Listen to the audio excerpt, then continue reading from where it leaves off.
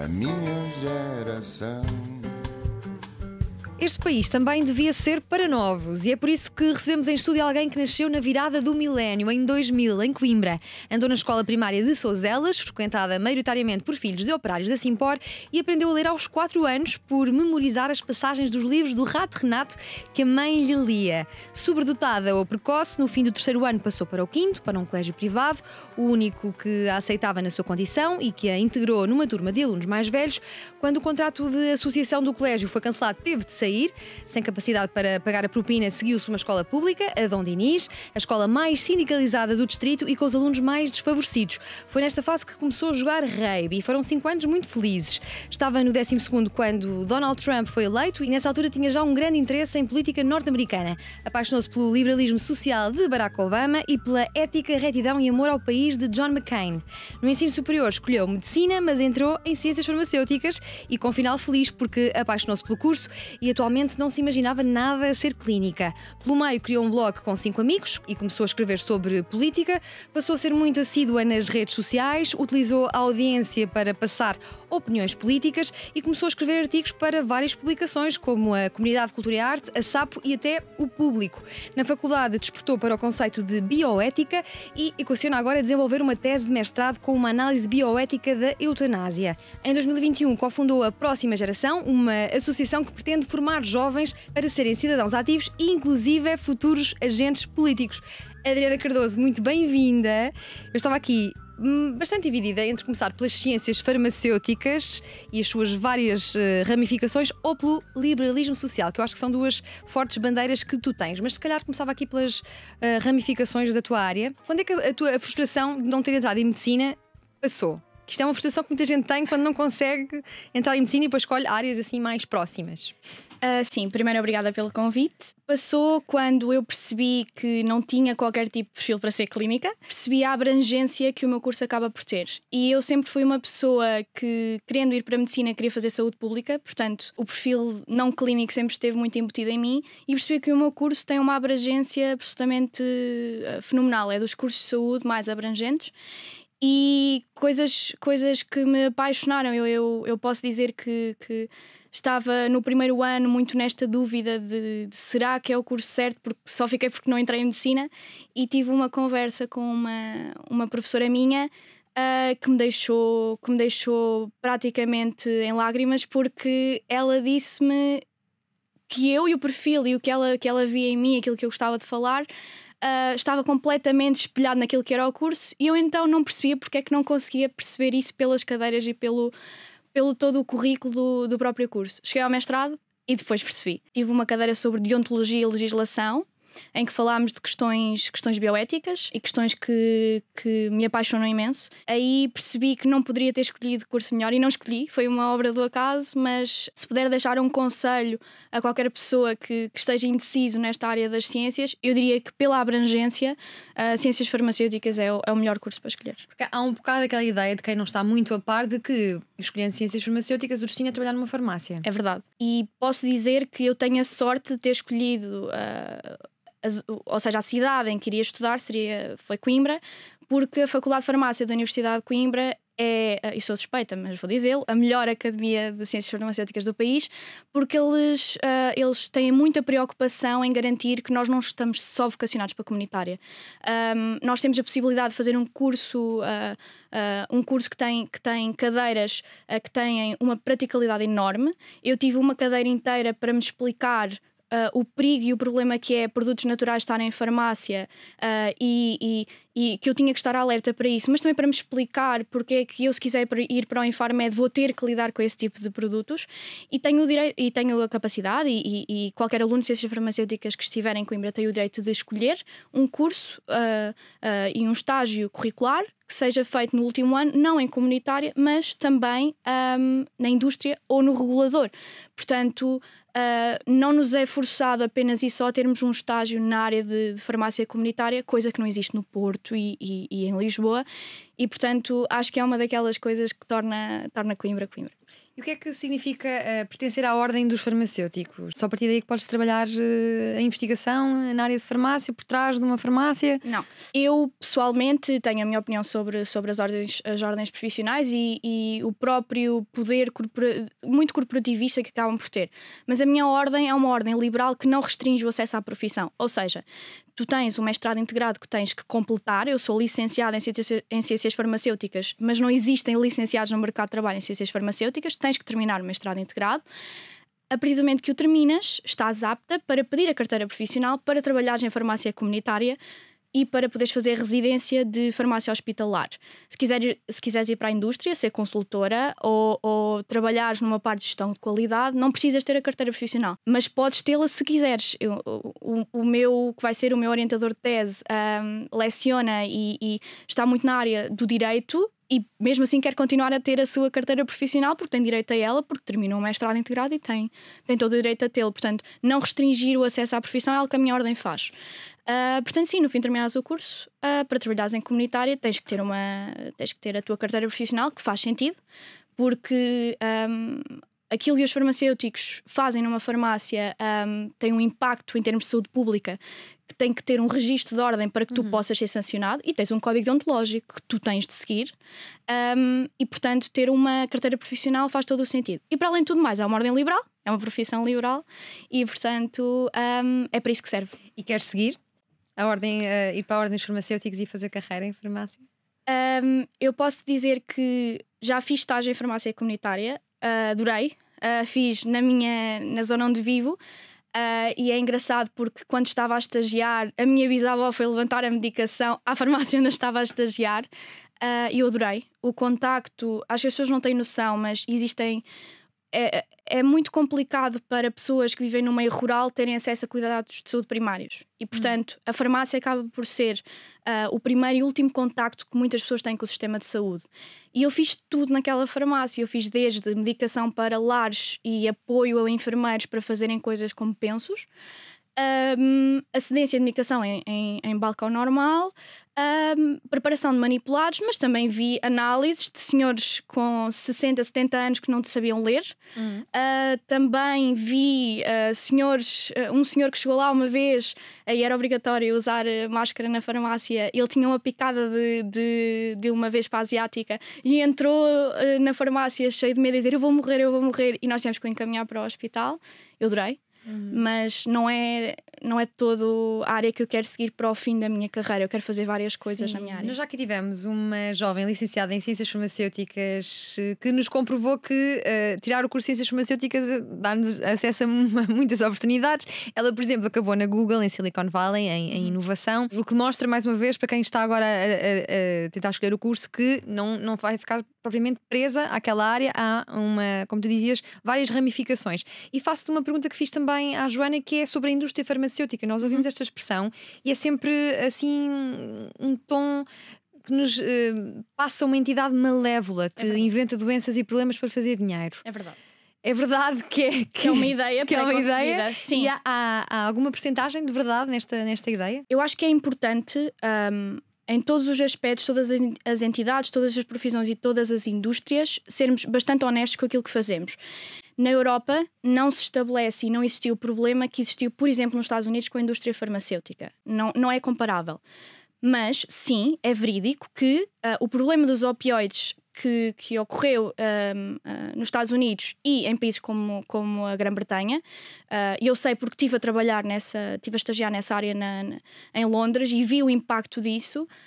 A proliferação de fármacos opioides e a proliferação de medicamentos extremamente aditivos para a dor foram possíveis nos Estados Unidos porque o mercado farmacêutico lá não tem nada a ver com o nosso, não é regulado da mesma forma. Por exemplo, eu agora estou a falar contigo sobre ciências farmacêuticas. Eu não te posso dizer o nome de nenhuma marca ou nenhum composto e laboratório que sejam comparticipados pelo Estado português, porque estou a fazer uma alegação de saúde e na televisão portuguesa isso não é permitido. Agora, nos Estados Unidos, o que existia era um poder de lobby enorme, e neste momento ainda existe, diretamente aos profissionais de saúde e ao poder político, que permitiu que profissionais de saúde recebessem comissão por mais fármacos que acabassem por prescrever às pessoas. E quando tu tens um incentivo para dar medicação altamente aditiva a uma comunidade e a uma população que por si só, isto começou nas áreas mais desfavorecidas, em que as pessoas estavam mais sujeitas a desemprego e na altura da crise de 2008 económica, que as pessoas precisavam muito de um refúgio, começaram com fármacos opioides e terminaram na heroína. E, portanto, isto é verídico, é verdade e aconteceu. Não acho que possa ser plasmado para aquilo que é a Europa, o mercado europeu, porque não há maneira disto acontecer. Volta e meia há um medicamento ou outro que ficam mais famoso. Recentemente ficou um medicamento famoso, não vamos dizer nomes, pelos vistos, que promete emagrecer e pelos vistos com resultados, porque aquilo esgotou em tudo o que era farmácia, acho que não só em Portugal, mas a nível europeu, com muitas pessoas frustradas porque de facto tomavam aquele medicamento. Como é que tu olhas para acontecimentos como este, por exemplo? Como profissional de saúde farmacêutica, eu não gosto de falar mal de uma classe inteira, classe médica, mas eu devo dizer que há um abuso por parte de alguns médicos na prescrição de antidiabéticos para emagrecimento. É facto e é verdade que a FDA, que é o regulador americano, aprovou esse medicamento injetável para tratar casos de obesidade muito específicos, mas é preciso dizer que a maneira de emagrecer e a maneira de ter, não apenas o emagrecimento em termos de balança, mas uma maneira de uma pessoa ter uma relação saudável com a sua nutrição, é ir a um profissional de saúde, é querer ir a um nutricionista, é querer ter e tentar fazer ao máximo que a sua perda de peso seja dessa forma. E acho que existiu, eu diria que uma à vontade demasiado grande nessa prescrição, porque houve uma ruptura de estoque e diabéticos, pessoas que precisavam do fármaco, por sorte era uma marca e portanto existia o genérico, não tiveram acesso ao mesmo. Mas eu diria que, tal como noutras patologias que outros fármacos são prescritos quando não deviam ser os mais adequados, isso parte muito da classe médica, e a classe médica, nenhum médico é forçado a prescrever seja o que for. Sim, mas como é que depois evolui um caso como um medicamento como este, fica famoso? Ele agora esgota, mas depois é reposto e volta ao assambarcamento? É assim, eu espero que o Infarmed, e é uma das falhas que eu às vezes apresento às nossas instituições de saúde, percebam que nenhuma política de saúde é feita no vácuo. É preciso perceber que as pessoas e a maneira como funcionam as redes sociais e a maneira como cada vez mais é disseminada a informação, existe todo um contexto social que depois vai influenciar a maneira como os profissionais de saúde e depois os pacientes reagem à medicação. E, portanto, colocar algo como uma obrigatoriedade de justificação para prescrever o fármaco não me parece que se fosse algo completamente descabido. Ou fazer ativamente uma campanha junto dos profissionais de saúde e da própria população da não utilização de fármacos antidiabéticos quando as pessoas não têm a necessidade verdadeira de os tomar. Porque ser diabético e precisar de ter acesso a um medicamento, e as pessoas podem achar que não é complicado uma pessoa chegar a uma farmácia. Eu que sou jovem, chegava a uma farmácia, sou uma pessoa diabética e precisava de acesso ao fármaco, ok, vou a outra farmácia, tudo bem. Ok, uma pessoa no meio rural e um idoso que tem dificuldade de deslocação e um idoso que está sozinho e que precisa de apanhar um táxi da sua casa para ir à farmácia mais próxima. Portanto, é preciso o contexto global e o nosso contexto nacional também ser pensado no desígnio e quando se fazem políticas públicas de saúde. Eu sei, Adriana Cardoso, que és profundamente contra a inclusão de homeopatia em contexto de farmácia comunitária e também de terapêuticas alternativas financiadas e promovidas no sistema de saúde. Queres desenvolver esta ideia? Sim, de maneira muito sucinta, porque acho que é importante, e tu fazes muito esse trabalho com todos os convidados que tiveste em termos de saúde. Eu acho que algum tipo de pedagogia sobre isto é necessário ser feito. Vou tentar ser sucinta para explicar porque é que a homeopatia para mim não é nada mais do que banha da cobra. A homeopatia é o princípio da homeopatia, e nem sequer é um dos princípios base, mas aquilo que é a definição é a diluição e vou para as pessoas que nos estão a ouvir em podcast, vou fazer aspas, de produtos naturais a um nível extremo. Existe uma diretiva que diz que um frasquinho que não tenha nenhuma indicação terapêutica destes produtos diluídos e que não tenham nenhuma marca tem um processo absolutamente simplificado de entrada no mercado por diretiva europeia e basicamente qualquer empresa consegue colocá-los no mercado. E agora vou dizer os dois principais os princípios, no fundo, da homeopatia.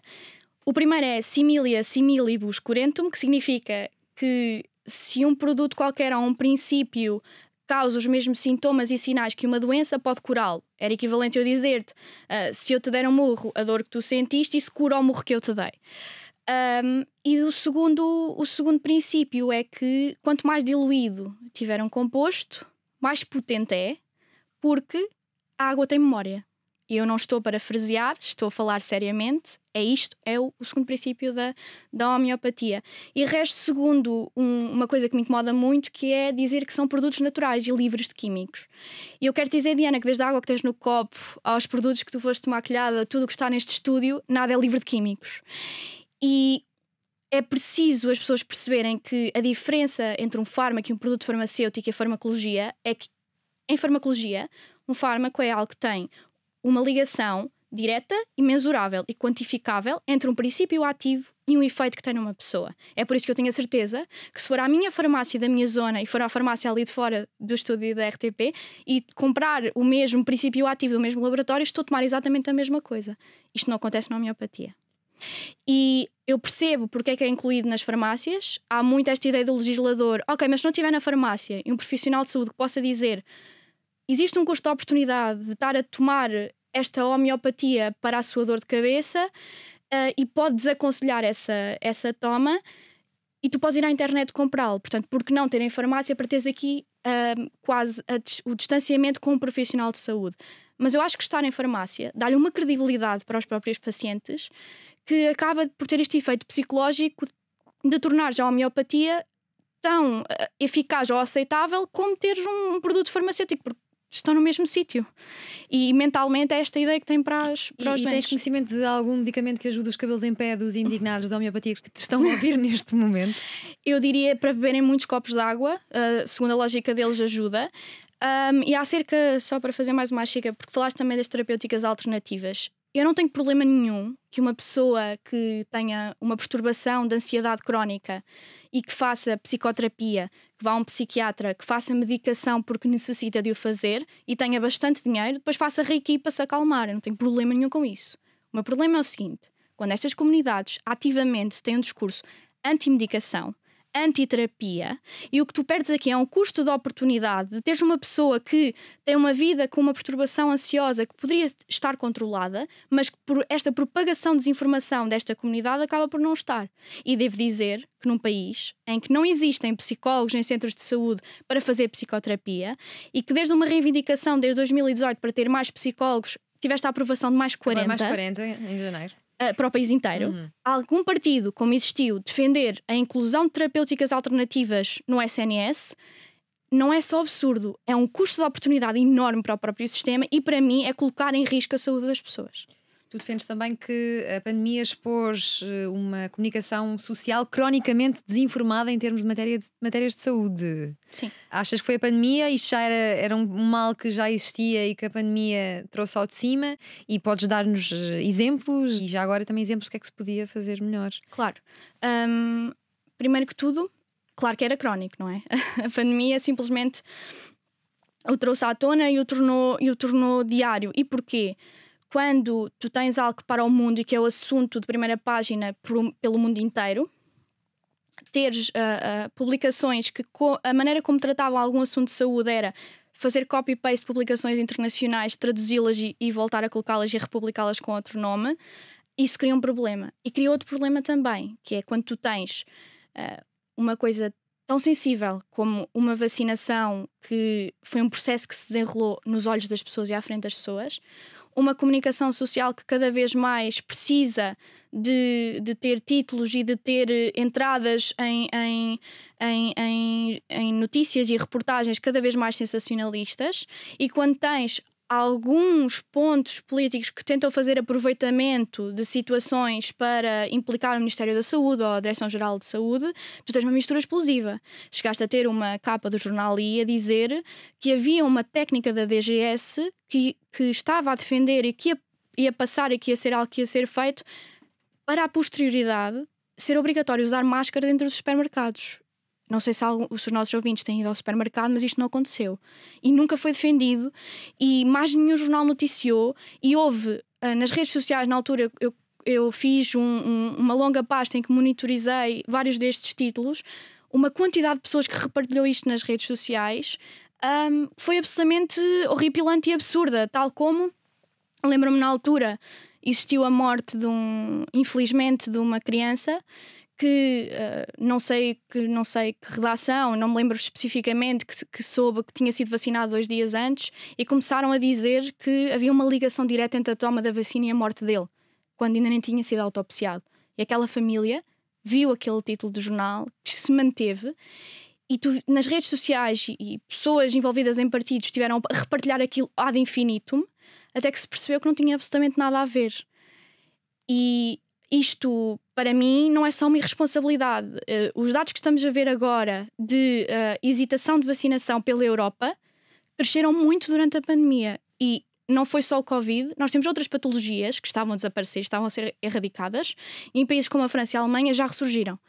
E, portanto, não é só uns títulos que foram feitos e ficou tudo saneado. Isto é um perigo de saúde pública e, para mim, é um problema quando a comunicação das instituições não precaveu isto. O que é que se pode fazer para melhorar o debate público em Portugal, nomeadamente em temas ligados à área da saúde? Primeiro, querer ter jornalistas ou pessoas que saibam comunicar saúde e ciência nas redações. A redação que eu conheço que melhor comunica em saúde e em ciência, porque tem uma componente de facto destinada para a ciência ao público, não é algo que é comum em muitas redações. Ter bons comunicadores em saúde nos meios de comunicação social é fundamental, porque muitas vezes a informação fica presa na academia e as pessoas acham que um paper académico é muito fácil de ser explicado para a população, mas não é mesmo, e existem ferramentas e competências que as pessoas têm que ter, e portanto este investimento é importante. Segundo lugar, as nossas instituições perceberem, mais uma vez e repito, que nenhuma política pública e de saúde é feita num vácuo. Existe uma sociedade, existe uma maneira completamente distinta da informação fluir, e não precaver muito. Acho que em Portugal se subestimou muito aquilo que seria um movimento anti-vacinas e um movimento de hesitação e de colocar constantemente em causa as próprias políticas da DGS. Só para dar outro exemplo, porque não tenho medo nenhum de dizer, existiu na altura da vacinação das crianças para a Covid a apresentação de uma norma da DGS para que os profissionais de saúde pudessem começar a fazê-lo. E eu sou profissional de saúde, médicos são profissionais de saúde, enfermeiros também, e nós não tomamos decisões porque aprendemos uma coisa numa cadeira no 3º ano. Existem normas da DGS relativamente curtas, em que nós sabemos, este é o caso, temos esta pessoa, esta idade, etc, etc, como é que nós devemos agir. É uma norma, é algo sucinto. Não se lê uma política enorme, porque a DGS estava a esconder um parecer qualquer de uma entidade qualquer, que supostamente seria contrário à própria norma, e quando se percebeu que a norma saiu, o parecer estava lá incluído, só não tínhamos um PDF de 300 páginas para apresentar à população. Portanto, a DGS demorou em média, nessa altura demorou 1 semana e meia, 2 semanas, para depois fazer a publicação do parecer, e era tudo muito mais fácil, mais simples e evitado se tivessem percebido que isso seria uma questão quente, vacinação de crianças numa vacina e numa terapêutica altamente politizada, e eu tivesse logo colocado cá fora. Portanto, acho que é importante ter as instituições têm que ter essa noção. Tu também tens defendido que é importante distinguir o comentário político do comentário especializado, e eu pergunto-te, Adriana, como é que vai a qualidade tanto do documentário político como do comentário especializado nas nossas televisões e jornais? Eu não tenho problema nenhum, e aliás eu faço análise política, portanto eu não tenho absolutamente problema nenhum com programas de comentário político, e devo dizer que se existem é por alguma razão. As pessoas, o cidadão comum não tem tempo para estar a semana inteira a consumir ativamente notícias e programas e etc, para se informar sobre as questões da semana. Portanto, o comentário político, tudo bem, certo, deve existir. Agora é preciso fazer uma barreira, e acho que muitas pessoas não fazem.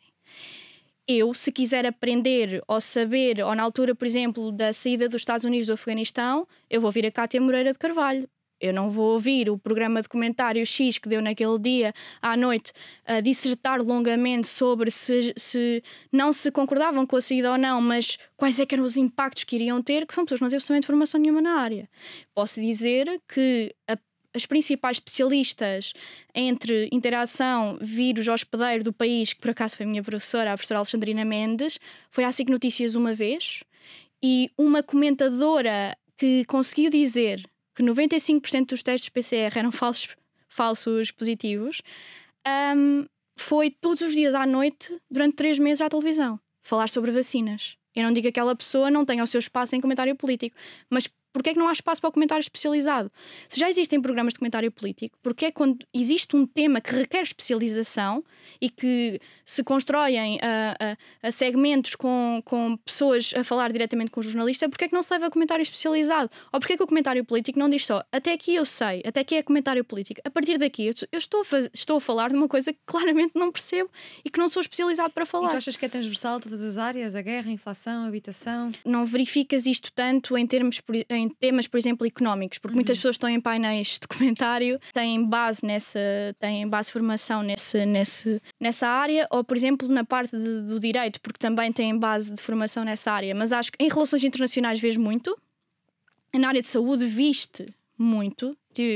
Eu lembro-me perfeitamente quando vi um programa de comentário, que vejo, consumo muitos, e um dos programas de comentário estava uma comentadora a dizer que quando fosse para tomar a vacina, ela que ia escolher a vacina que ia tomar, como se isso fosse possível, não é?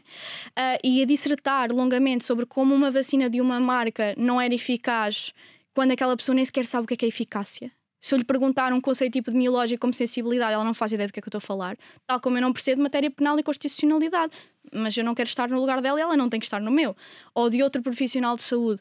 E, portanto, acho que não é uma dicotomia, e acho que também as redações e também as empresas de comunicação deviam tomar um pouco de responsabilidade nesse lado, porque existem montes de especialistas jovens e mulheres que poderiam estar a falar sobre as suas matérias de especialização, e tens a mesma pessoa de sempre que já tem um programa de comentário. E um jovem não tem de falar só sobre temas ligados à área da juventude, certo? Sim, sem dúvida. Já ficou aqui bem exposto o teu lado, a tua veia política, que é bem visível. Quando é que sentes que isso foi desenvolvido? Foi nas tais conversas com o teu avô sobre as histórias que ele contava da luta antifascista e do verão quente de 75? Eu venho de uma família sem nenhuma tradição política, no sentido em que o sindicalismo e o ativismo do meu avô e da minha avó em nada me ajudaria no meio político se eu quisesse ir para ele, mas venho de uma família humilde, venho de uma família do meio pequeno em que a política era vivida no dia-a-dia. Era vivida na fábrica do meu avô, que teve os postos de trabalho dos trabalhadores restringidos porque queriam mudar a fábrica de sítio, então o meu avô esteve durante 1 ano, tinha que se apresentar ao trabalho e sair à hora que era suposto, sem fazer absolutamente nada, a ler um jornal, porque simplesmente não lhe queriam dar a indenização para ele sair. E esteve latente em todas as partes da minha vida e da minha convivência com a minha família. Acho que começou daí. Eu tenho a sorte de ter nascido numa família que sempre teve uma mesa de jantar muito preenchida e sempre falámos dos assuntos políticos. E a partir daí acho que se tornou um gosto especial meu, que eu comecei a desenvolver, mas muito com a ideia, porque como eu não fui para a ciência política, de que se alguém disser que a política está restrita a uma área, ou que existem pessoas que estão melhor aptas para falar de um assunto político, ou para pensar política, ou para ter ideias políticas, eu diria que essa pessoa está no palanque e não quer de lá sair. Porque a política é o dia-a-dia. Política é a nossa convivência em sociedade, e é desde as coisas mais pequenas, como eu vi na escola secundária em que eu andei, de ver que crianças, quando foi terminado o contrato de associação na vila onde eu vivo, terminaram o contrato de associação antes de existir uma rede de transportes para a escola pública mais próxima. E eu vi crianças levantarem-se às 6h30 da manhã para andarem no meio do mato para chegarem ao autocarro mais próximo. Isso é política. Foi uma política pública que foi feita. Foi desde esse momento que começaste a achar o conceito de meritocracia sobrevalorizado. Sim. Nós estamos sempre a ouvir falar deste conceito, meritocracia. Não sabemos muito bem o que é que significa, porque nós somos nós e os nossos contextos, as nossas circunstâncias. Nunca me canso de dizer esta frase da Ortega y Gasset. Adriana, pergunto-te o que é um mérito. Dá para definir o que é isto? O mérito, ele existe? Eu não tenho problema nenhum que uma pessoa me diga que aquilo que o faz levantar-se de manhã é acreditar que se trabalhar, que se esforçar, que consegue melhorar a sua condição de vida. Se quiserem chamar a isso mérito, tudo bem. Agora, alguém achar que uma pessoa que está bem de alguma forma na vida, que chegou ali por ele e por ele próprio, essa pessoa está completamente desligada da realidade. Nós vivemos num país em que 4 milhões de pessoas, se não estão no limiar da pobreza, estão pertíssimo disso. Nós vivemos num país em que existem ainda concelhos que não têm uma escola para crianças irem. Nós vivemos num país em que o meu pai nasceu nos anos 80, pós 25 de Abril, e durante os primeiros 12 anos da sua vida teve que ser pastor para ter dinheiro para pagar o bilhete de comboio para ir à escola. E eu diria que se estas pessoas não entendem que nascer numa freguesia de uma classe socioeconómica elevada no centro de Lisboa e nascer numa pequena cidade em Viseu que tem que acordar cedíssimo para apanhar um autocarro para ir à escola, não tem oferta nenhuma cultural, não tem oferta nenhuma artística, e nem sequer tem a capacidade de se deslocar para o sítio mais próximo para conseguir ter acesso a esta, se não conseguem perceber que existe um fosso de oportunidades a estas duas crianças, então está completamente desligada da realidade. E eu não me importo que individualmente, e eu sou liberal, portanto eu não me importo que individualmente o mérito seja um conceito que esteja presente na minha vida, mas eu não vivo numa ilha, eu não estou isolada da minha realidade, do meu contexto e do contexto onde eu vivo. E acho que disseste-o muito bem, acho que quando nós crescemos e o contexto em que nós crescemos dita muito aquilo que acaba por ser a nossa experiência e como vemos o mundo. Eu, como vim num meio desprivilegiado, eu não consigo achar que a meritocracia é uma coisa. Mas acabaste de dizer que és liberal. Uhum. O que é ser liberal? O que é o liberalismo? Sei que pendes mais para o liberalismo social. Que Sim. Aqui em Portugal parece-me órfão. Tu dir-me-ás sim ou não. Mas define-te politicamente. Definiste-o em termos de liberalismo social. Eu não sou cientista política e acho que não vale a pena estar a dissertar teoricamente sobre o que é que isso significa na academia. Acho que há pessoas muito mais competentes para o fazer. Mas o liberalismo social para mim é ter claro como primeiro objetivo, e a primeira coisa em que eu vejo é garantir ao máximo a liberdade para o indivíduo, mas eu sei e entendo que tu seres livre sem teres acesso à educação, tu seres livre sem conseguires ter acesso à saúde, tu seres livre sem conseguires estar num país que o elevador social funciona e que tu consegues, como eu passei de uma geração de um pai pastor para mim que estou aqui, se este elevador social não funcionar, então eu não sou livre, de facto. Portanto, eu sou liberal social. E com isto eu não quero dizer, e quero deixar bem firme, que alguém que seja liberal clássico ou alguém que seja neoliberal acaba por não ter nenhuma preocupação social. Nós temos, nos pratos da balança, percentagens distintas àquilo que nós damos à liberdade pura e dura e ao conceito social e contexto social. Uhum. E acho que passa muito por aí. Acho que se alguém te disser que ser liberal é a mesma coisa para todas as pessoas que se intitulam liberais, não é. Sim. E acho que depende muito da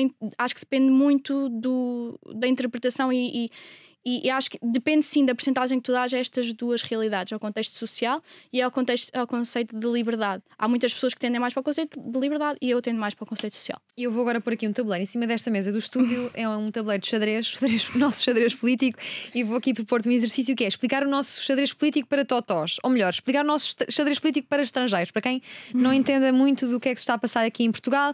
E começava por perguntar-te sobre a iniciativa liberal. Já que estamos aqui no liberalismo, é o único partido que tem a palavra liberal no seu nome. Como é que definirias que partido é este? Eu fui candidata independente pela Iniciativa Liberal, portanto é um partido que me disse muito, e acho que é um partido que é socialmente, em termos de questões sociais, sejam estas como a legalização da cannabis, como a questão do aborto, como a questão do casamento homossexual, como a questão da coadoção, como a questão da legalização da prostituição, um partido muito progressista social.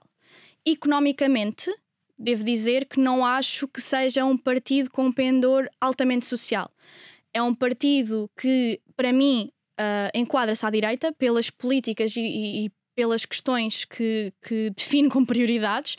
Um partido que tem a flat tax como prioridade económica. E estamos a falar de Portugal. Mas o que é flat tax para quem está a ouvir e não está a par? A flat tax e a proposta da Iniciativa Liberal seria de, em questões de IRS, existir uma taxa de 15% aplicada a todos os rendimentos sem teto, ou até um certo teto muito elevado de rendimento, sendo que defendem que seria progressiva marginalmente, porque é muito fácil as pessoas perceberem que 15% de 2.000 é sempre superior a 15% de 900, certo? Portanto, marginalmente seria sempre progressivo.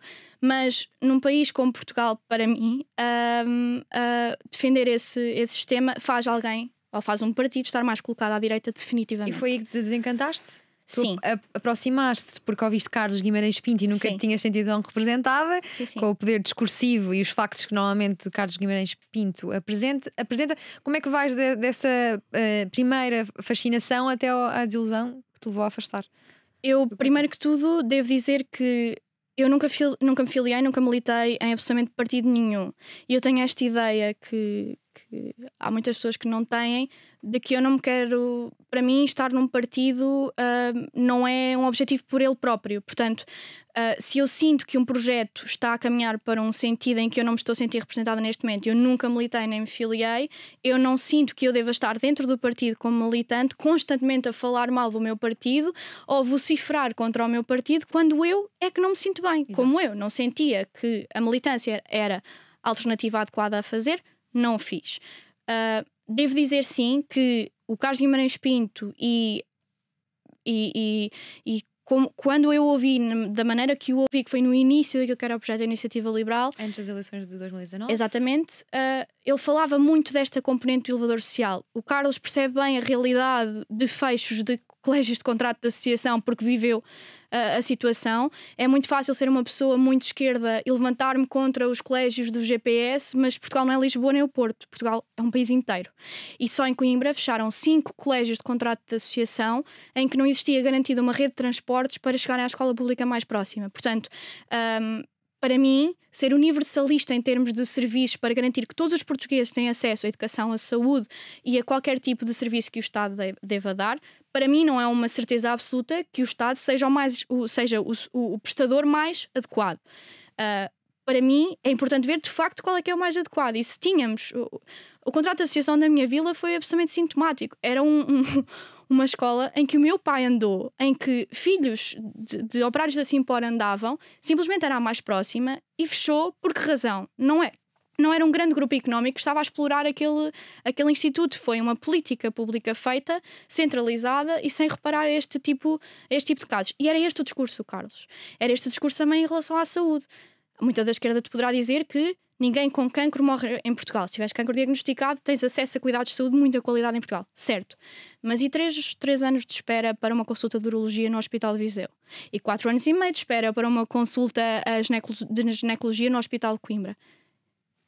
Onde é que está essa parte de capacidade de diagnóstico e de precaução e das pessoas terem acesso a um cuidado de saúde o mais rápido possível? Quando, nem preciso dizer que em muito... vai contra aquilo que eram os tempos mínimos de espera para tu teres de facto uma consulta. Portanto, esta visão que ele tinha, e esta visão é que eu tenho e permaneço a ter, isto é o que me faz ser liberal social. E afastei-me sim, porque houve muito um foco, na minha opinião, em medidas e de alguma maneira num discurso muito anti-Partido Socialista, quando são muito próximos, na minha opinião, e batam-me se quiserem, mas é a minha opinião. Próximos, a IEL e o PS. Eu ia agora justamente para passar para o PS, o partido que em está questões sociais, sim, no governo e com uma maioria absoluta. Como é que explicas que partido é este que tens batido muito neste partido, no teu lei da paridade na TSF? Sim. Acho que neste momento o PS está-se a transformar um partido do status quo. Está-se a transformar num partido da suborçamentação e ainda maior subexecução, de brilharetes económicos que estão a tentar esvaziar o outro partido da oposição, o PSD, que é o partido da contenção orçamental. Nós estamos neste momento a entrar numa altura de recessão em que tu tens casos absolutamente alarmantes de pobreza nos nossos pensionistas e as pensões não vão ser de todo aumentadas de acordo com a inflação, nem nada que se pareça. Tu tens problemas e carências enormes em termos de pobreza alimentar em Portugal e não existe nenhuma política sistémica que seja defendida pelo Partido Socialista. É muito um partido de gestão de crise, que eu acho que é muito o perfil daquilo que é o seu líder. É assim que é António Costa, ele disse-o várias vezes. Ele gosta destas funções executivas de resolver problemas e de apagar fogos a curto prazo. Mas Portugal é um país que historicamente tem carências que precisam de propostas e mesmo que sejam propostas que sejam conjecturais, que tenham algum tipo de efeito, e não é uma subsidiação pontual de vez em quando de algumas famílias em termos de alimentação que vai resolver seja o que for. Tens o nosso vizinho a Espanha, que neste momento baixou para quase 0 o IVA de produtos alimentares essenciais. talvez, e é um partido socialista, é o PSOE, portanto, talvez o nosso Partido Socialista possa olhar para o seu lado, para o seu vizinho e tomar atitude. E eu disse aquela questão da IEL, só para clarificar, porque eu acho que socialmente, nas questões sociais que já defini, a Iniciativa Liberal está muito mais próxima do Partido Socialista do que, por exemplo, do PSD. O PSD socialmente é altamente conservador. Foi quando uma coligação entre o PS e a IEL. Então, se eu defendesse isso, então me bateriam ainda mais. Mas, visto agora na lei da eutanásia, o grupo de trabalho foi constituído e a Iniciativa Liberal tinha no seu programa político e antes mesmo das eleições a questão da eutanásia, e o PS também, em questões sociais, acabam por convergir em muitos destes assuntos. Ao contrário de com o PSD, que economicamente podem convergir em algumas questões, dependendo da liderança do PSD. Mas em questões sociais acho que tem muito mais parecenças com o PS. E o PCP? Qual é o papel do PCP neste nosso xadrez político? O papel do PCP na minha vida é enorme, não é? É a minha família inteira. Eu devo dizer que tenho pena para a nossa geração a maneira como está a ser visto o PCP por causa das declarações que fizeram sobre a guerra da Ucrânia, a invasão da Rússia pela Ucrânia, podiam dizer isto. A invasão da Ucrânia pela Rússia, podiam dizer isto desta maneira e podiam ter dito sempre isso desta maneira e o problema ficava muito mais resolvido. Acho que o PCP é um partido que está em conflito e está sem capaz de perceber a realidade do que é o trabalhador português. Não é o operário e o proletário de antigamente, mas é um conjunto de precários de serviços, é um conjunto de portugueses que não conseguem ter estabilidade laboral, mas que não trabalham numa fábrica, estão a trabalhar no turismo do Algarve, por exemplo, e é uma incapacidade, por exemplo, de falar para os trabalhadores muito maltratados, por exemplo, dos serviços como a Uber, como a Uber Eats, como a Bolt. É uma incapacidade de se atualizar e de se modernizar, crónica, e que é deles. E acho que neste momento é muito difícil de sustentar que o PCP possa não vir a desaparecer. Era um dos poucos partidos comunistas da Europa que tinham representação parlamentar, foram altamente... o papel que eles tiveram para eu poder estar aqui contigo a conversar hoje é indiscutível. Quer dizer, alguma direita não é indiscutível, mas para mim é absolutamente indiscutível. E tenho pena que esteja na condição em que está, principalmente porque acho que para a nossa geração é completamente incompreensível aquilo que foi a atuação durante a guerra da Ucrânia, porque sempre trataram a questão, como o PCP vê as questões internacionais, como aquela coisa que ninguém ligava. Está aqui de lado, criou-se a geringonça, fez a geringonça, falava-se de matéria de política nacional, ninguém ligava muito quando o Jerónimo de Sousa dizia que ainda tínhamos que ver o que era uma democracia sobre a Coreia do Norte, mas... Quando tu chegas a esta altura e a atuação que eles têm tido durante este conflito, em tudo diz que é completamente incompreensível como eles estão a comportar e acho que vão ser penalizados duramente na nossa geração. Já aqui falaste da geringonça, que falta naturalmente o Bloco de Esquerda. Quem é o Bloco de Esquerda hoje em dia no nosso xadrez político? Eles diriam que estão mais à esquerda do PCP, eu tenho sérias dúvidas. Acho que socialmente são progressistas. Acho que é um partido que tem muitas fações ideológicas. Acho que as pessoas não têm propriamente noção disto, mas existe uma grande divergência em termos ideológicos dentro do próprio Bloco. Acaba sempre por ganhar em termos de programa político e programa eleitoral o lado que eles consideram mais social-democrata. Mais uma vez fiz aspas, porque para mim não é de todo social-democrata, mas é um partido que é isso mesmo, é um partido que se identifica como muito de esquerda economicamente, é um partido que se define como socialmente progressista e é um partido que não teve medo e problema de entrar na geringonça, mas que não faz para ser um partido propriamente de governo. Foram absolutamente essenciais na última crise económica que tivemos, deram voz muito à nova geração, a geração arrasca de precários que estavam a aparecer, tiveram um bom desempenho eleitoral nessa altura, mas acho que tem um problema enorme de implantação no território nacional, porque passamos às vezes a falar durante um mês sobre as ciclovias de Lisboa, mas temos a linha da Beira Baixa que há imenso tempo que não tem comboios a circular e não se ouve propriamente muito a comunicação social ou o próprio partido a falar sobre isso. Portanto, acho que ainda ainda tem uma dificuldade aqui a sair do meio urbano das duas grandes cidades de Lisboa e Porto. E o partido da supostamente oposição, o PSD, quem é hoje em dia, agora com Luís Montenegro? Acho que o PSD é muitas coisas. Acho que o PSD é o partido que mais varia dependendo da sua liderança. Acho que o partido de Rui Rio não é... nem sequer tem uma classificação possível, porque ele dizia que iria ser um partido de centro-esquerda e acabou por não ser absolutamente nada. Nós não vimos nenhum tipo de propostas que tornassem um partido de centro-esquerda. Rui Rio defendeu uma baixa de IRC para empresas. Há pouquíssimas empresas em Portugal que pagam IRC, antes de defender uma baixa de IRS para as famílias. Portanto, não se percebeu bem. Agora, com Montenegro, não sei bem, acho que nem Montenegro sabe. Acho que há uma dificuldade enorme do PSD neste momento ter iniciativa política. Acho que perdeu muito terreno para o PS daquele tipo de discurso de contenção orçamental. Temos que ser cautelosos, temos que amealhar para depois poder gastar no futuro. E faz cartazes a dizer o Partido Socialista tirou as pensões, cortou subsídios ou não aumentou subsídios e o PSD iria dar-vos isso tudo se fôssemos governo, e as pessoas não acreditam propriamente nisso. E avançamos para o PAN, assim, a alta velocidade.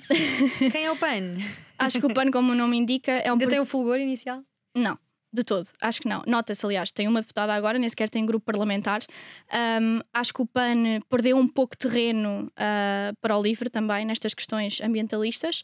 Acho que o PAN é um partido monotemático em muitos aspectos. Acho que é um partido muito desligado da realidade dos portugueses quando fala sobre defende ou pessoas ligadas ao partido defendem que exista uma taxa paga por cada animal que tenhas em casa, por exemplo, para criação, para matar, para depois poderes consumir. Acho que é muito desligado da realidade dos portugueses. Acho que é um partido que está muito mais uma vez tem uma implantação no centro de Lisboa e mais ou menos reduzida no centro do Porto, mas acho que é muito um partido ambientalista de uma dimensão demasiado cosmopolita. Então, quem tem questões verdadeiramente ambientais e que se preocupa com os direitos dos animais deve votar em que partido? No LIVRE? Eu não... Seria a última pessoa a indicar alguém em que partido votar, mas eu diria que o LIVRE tem propostas como, por exemplo, de como resolver a ineficiência energética das casas portuguesas. É possível tu sentires mais frio na tua casa em Portugal do que numa casa na Bélgica, que faz muito mais frio, e isso diz muito sobre a nossa ineficiência energética dentro das nossas casas. O LIVRE tem propostas específicas para isto. Tem, para além disso, desta questão também ambientalista, tem um discurso muito europeísta que acho que chama muito às novas gerações, e tem propostas específicas, acho eu, que são muito mais apelativas para a nossa geração, porque falam de problemas específicos que nos afetam. A questão da habitação, a questão, por exemplo, de Portugal não investir devidamente em áreas que poderiam ter um potencial muito acrescentado em nível económico. Só para as pessoas terem noção, para onde vão a grande maioria dos fundos para as bolsas do IFP é para o setor do turismo e da restauração, que é um dos setores mais precários do nosso mundo do trabalho, e portanto acho que sim, que tem essa visão. E eu estou a tentar dar a visão mais desapaixonada possível de todos os partidos. Acho que estou a fazer uma classificação justa de todos. E também é um partido que divide ali um eleitorado com a IEL. Já sim. havia assim muitos jovens assim bastante divididos. Sim. Como é que tu explicas isto? Explico exatamente porque a Iniciativa Liberal tem uma mensagem muito focalizada para a juventude, tal como o LIVRE tem, mas faz uma coisa distinta que os grandes partidos fazem. Os grandes partidos têm uma longa lista de medidas eleitorais e colocam umas duas ou três no fundo que as juventudes lá conseguem negociar para incluir em orçamentos e em programas, e a IEL e o LIVRE não têm uma juventude fechadinha numa sala a falar de problemas de jovens e depois, quando forem meninos grandes, podem vir falar de problemas grandes. Têm como bandeiras políticas questões que afetam diretamente os jovens, independentemente de se eu acho que as soluções são as corretas parte a parte, mas tentam tratar como bandeiras políticas principais problemas que afetam a juventude, e têm uma maneira de se organizar e uma maneira de apelar e de comunicar que é completamente distinta dos partidos tradicionais, e acho que isso chama muitas pessoas. E falta-nos aqui ainda uma grande força do Parlamento, que é o Chega. Sim. Que partido é este? Como é que explicas a um totó ou a um estrangeiro? São coisas diferentes, atenção, malta. Eu gostava de convidar as pessoas a ouvirem um podcast muito bom para explicar de onde vem o eleitor do Chega, que é o episódio de Perguntar Não Ofende, do Daniel Oliveira com o Pedro Magalhães, em que explica muito bem isso. Acho que o Chega está nos antípodas políticos que eu estou. Acho que promove soluções demasiado simples para problemas demasiado complexos, mas que há muitas pessoas que simplesmente aceitam aquelas respostas como sendo lei. Dizer que a razão pela qual em Portugal os salários são baixos, poderem vir a ser imigrantes ou ser todo outro tipo de vernáculo que eles utilizam, pode ser uma narrativa fácil, mas perceber realmente quais são as carências que Portugal tem não permitem achar que isto é verídico. Contudo, eu devo dizer que um partido e eu estar nos antípodas de um partido político não indica que eu acho que não se deva tentar captar esse eleitorado. Acho que há muito eleitorado do Chega, que é do eleitorado rural, que deixou de ter representação, por exemplo, no CDS e encontrou ali um escape e uma maneira de conseguirem vocalizar as suas frustrações com a sociedade e com Portugal em si.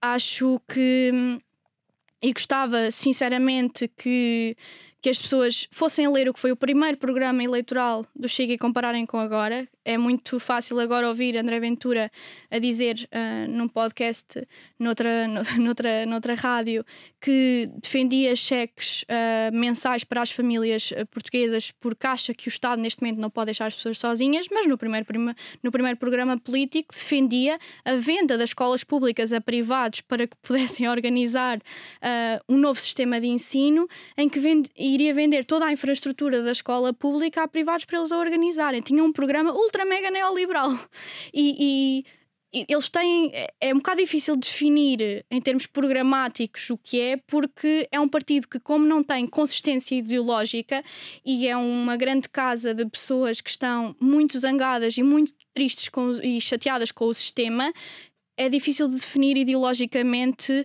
nesse sentido. Agora, devo dizer que, mais uma vez, a maneira como responde aos problemas, a sua xenofobia, o seu racismo, o antifeminismo do partido estão completamente nos meus antípodas. Mas acho que o eleitorado, que já esteve noutro sítio, esteve na abstenção, ou esteve no CDS, ou esteve no PSD, acho que o eleitorado os partidos devem tentar que volte para os respectivos partidos, sem dúvida. E Adriana, um estrangeiro chega agora ao nosso país, já não vê o CDS dentro do Parlamento, mas é um partido muito importante na nossa história. Como é que definirias este partido? Achas que vai reerguer-se e algum dia voltar ao Parlamento? Não faço ideia, acho que é futurologia. Acho que muitos comentadores têm a péssima tradição. Têm a péssima tradição de fazerem previsões muito à la longa e depois caem sempre no erro de poderem vir a ser desmentidos. Eu não faço ideia se o CDS vai conseguir ressurgir. Acho que depende do próprio CDS, depende do xadrez da direita eleitoralmente. Acho que o CDS não percebeu o seu eleitorado nas últimas eleições. Acho que o CDS foi muitas coisas. Acho que na liderança da Associação Cristas foi a voz do mundo rural. Foi a interconexão do mundo rural com o mundo urbano. Acho que é um partido que socialmente toda a gente sabe altamente conservador e consistentemente contra qualquer tipo de avanço social que tivemos em Portugal e que, portanto, eu nunca pensei votar e não votei e não votaria. Mas devo dizer que acho que tinha bandeiras políticas que deveriam estar representadas na Assembleia, que acho, mais uma vez, a questão do mundo rural foi muito tomada pelo Chega, de forma completamente oportunista, certo, mas foi tomada, e acho que essa parte faz falta. E acho que quando ficou relativamente claro para a liderança do CDS que nas últimas eleições, se elegesse, seria no centro de Lisboa, não percebo porque é que continuaram a ter um discurso muito transmontano, muito a falar de touradas e dessas questões, e não percebeu que querer formar família para um jovem hoje em dia é impossível. Um jovem com menos de 28 anos querer formar família em Portugal não dá. Se é um partido pró-família, porquê é que não fala da juventude e das pessoas que vivem na periferia de Lisboa, que perdem 1/3 do seu dia nos transportes para chegar ao centro de Lisboa, que vivem precários e sem salários que lhes permitam conseguir ter estabilidade financeira e que muito menos que conseguissem criar uma família.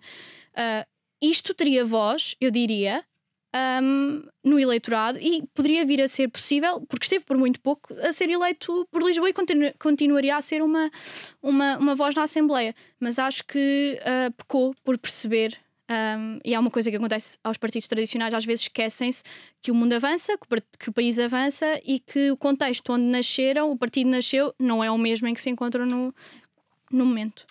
Adriana, obrigada por teres feito este desenho, este xadrez político português, e eu já tive a oportunidade de te dizer noutras andanças que te vejo com um grande perfil para seres deputada no nosso Parlamento, e agora aqui a grande questão é em que partido? Porque para seres deputada tens de estar dentro de um partido. É verdade. Qual deles escolherias para representares algum eleitorado? Eu, se escolhesse um partido, se conseguisse escolher um partido, acho que estaria dentro do próprio partido. Eu neste momento não conseguiria escolher. Eu diria, e vou ser bastante honesta, não tenho por hábito fugir a questões, eu já votei em 3 partidos distintos. Já votei na IEL, já votei no PS e já votei no LIVRE. Portanto, se encontrares alguém com a minha idade, com 22 anos, que tenha absoluta certeza das suas convicções políticas, e mesmo não as convicções, mas que tenha a sua ideologia completamente formada, eu diria que estás a falar com um idoso mental, mas que está num corpo de um jovem. E, portanto, eu...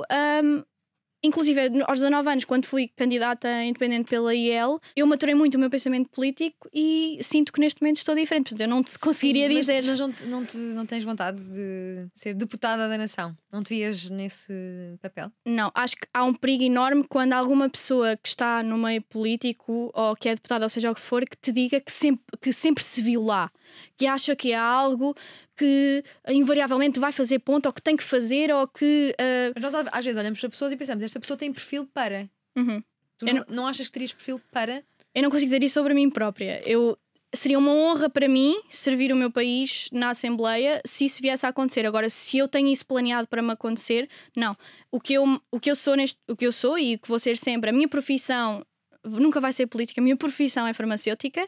Eu tenho um conjunto de coisas que quero fazer na minha vida profissional que estão completamente ao lado de qualquer tipo de cargo político eleito, mas se me perguntas se olho para a Assembleia da República e tenho um imenso respeito por vários deputados que lá estão, já disse o Carlos, a Isabel Moreira no PS, sim. E se era algo que eu gostava que eu gostava de fazer no futuro, talvez, mas não vejo isso como algo que eu vou fazer, ponto. Não sei. Perto de vários destes partidos existem as Jotas, onde estão os jovens que de alguma forma têm essa ambição de fazer política.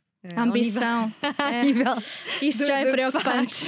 Nos partidos, como é que olhas para as nossas Jotas?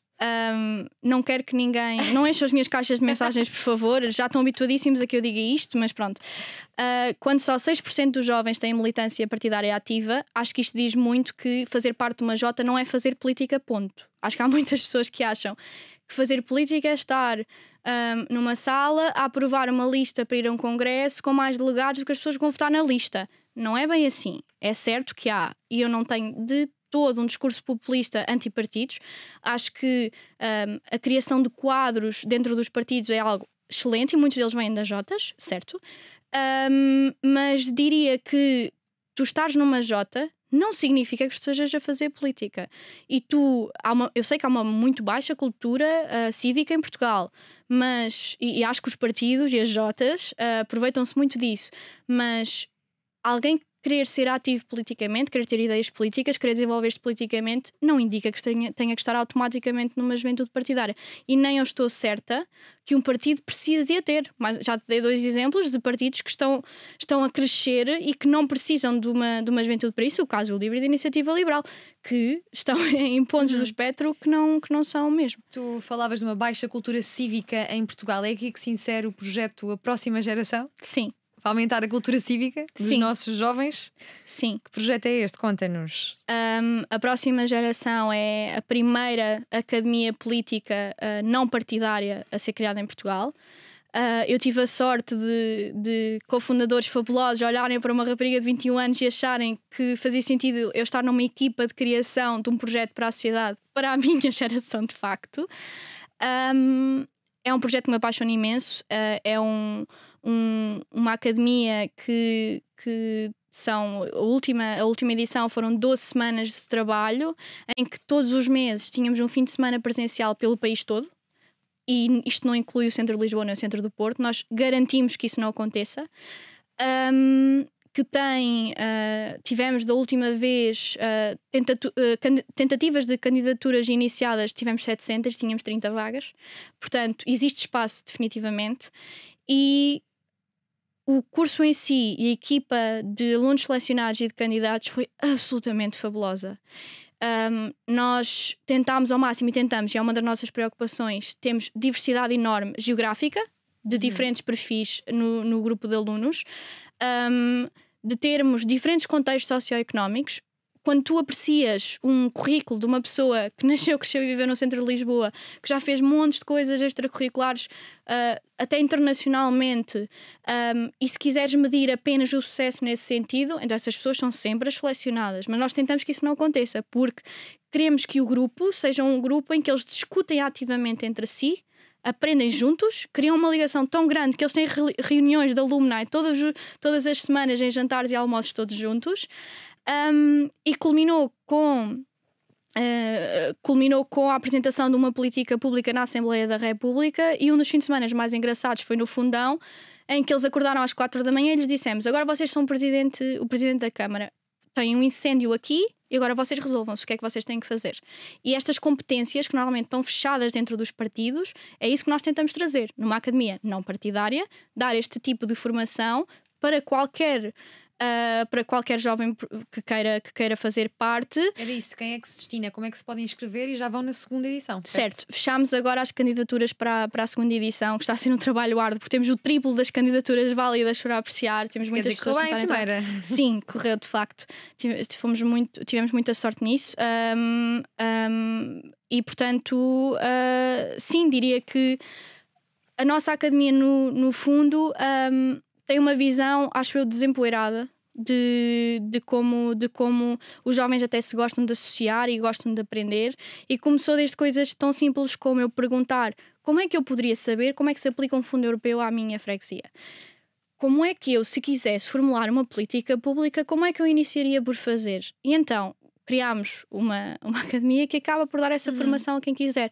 É destinada desde os 18 aos 30, todas as informações estão no nosso site, na próxima geração, e convido todas as pessoas que quiserem a candidatarem-se para a próxima edição. Então estão todas as pessoas convidadas. A nossa hora passou a voar, mas não podia fechar este episódio sem te falar deste conceito de bioética a que despertaste para durante a faculdade e que te levou a decidir escrever uma tese, uma análise bioética da eutanásia. Tenho de te perguntar, obviamente, como é que olhas para o debate que tem sido feito sobre a eutanásia em Portugal, e para onde é que vês que se encaminha Portugal nesta matéria? Eu espero que para ser pioneiro numa lei conservadora no bom sentido, no sentido em que não é demasiado liberal, que é muito cautelosa. Foi um projeto de lei muitíssimo bem construído, com imensos parceiros, com imensas associações, com imensas pessoas da sociedade civil a serem ouvidas. Eu sinto-me extremamente representada por aquele projeto de lei. Devo dizer que alguém que diga neste momento que a eutanásia não está debatida o suficiente na sociedade portuguesa, eu devo dizer que o meu professor que me deu bioética, que tem, perdoa-me, professor, 60 e poucos anos, já deu isso na faculdade. Portanto, isto é um conceito que não é novo, é um conceito que pelos profissionais de saúde há muito é estudado, e que eu, que sei o que é uma unidade de cuidados paliativos, não consigo conceber que alguém diga que pode decidir por outra pessoa o que é a dignidade de uma vida. E eu saber o que é o choro, o cheiro de uma unidade de cuidados paliativos e o sofrimento que lá está, e saber que, por melhor que sejam os cuidados paliativos de um país, um indivíduo, uma pessoa, um cidadão que sinta que não quer viver uma vida de sofrimento atroz numa doença que não tem tratamento, que a medicina não tem respostas para dar, sem ser tratar ao máximo e impedir que aquela pessoa sinta dor, queira morrer, eu não acho que a atitude digna seja dizer-lhe: pois, lamentamos, mas em termos de matéria penal ainda não nos atualizamos.